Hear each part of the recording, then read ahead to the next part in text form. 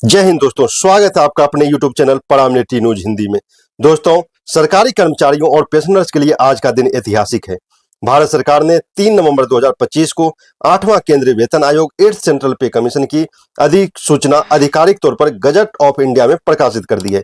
यानी अब 8वें वेतन आयोग की प्रक्रिया आधिकारिक रूप से शुरू हो चुकी है।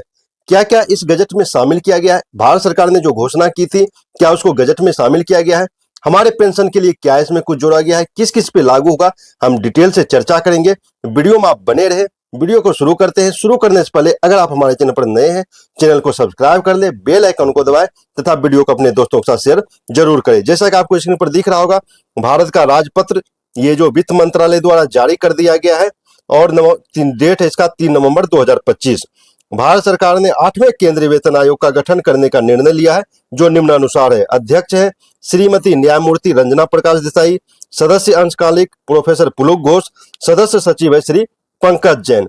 अब ये तो इसके मेंबर हो गए। अब इसमें किसको किसको शामिल किया गया है, किसके किसके लाभार्थ होंगे, किसको किसको फायदा मिलेगा, इसी पर इसमें बताया गया है।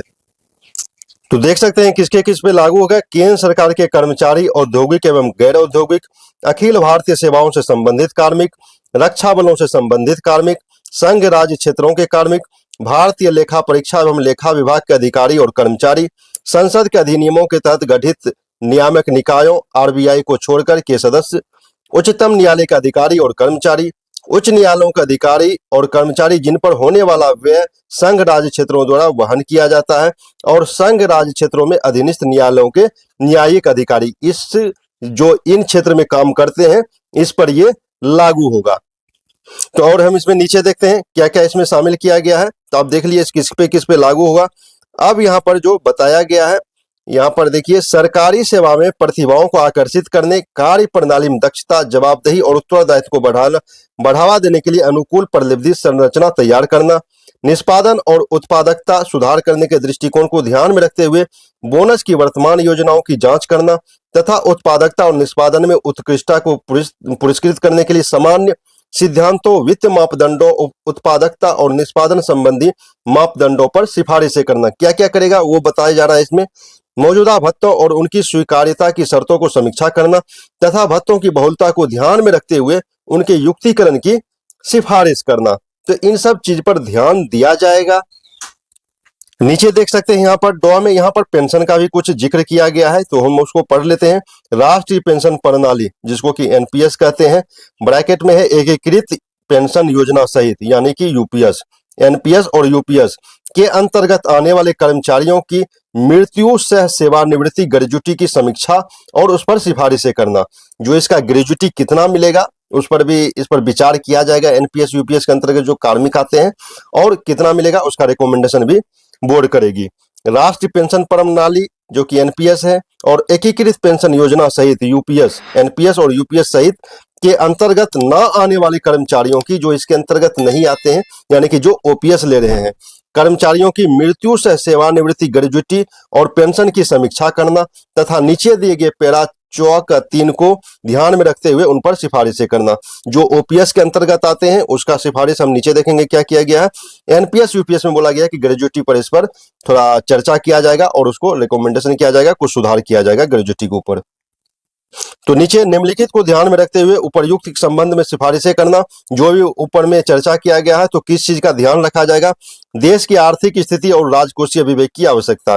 देश का आर्थिक स्थिति क्या है उसको ध्यान में रखते हुए बोर्ड को बुलाए कि आप अपना सिफारिश भेजे भारत सरकार के पास।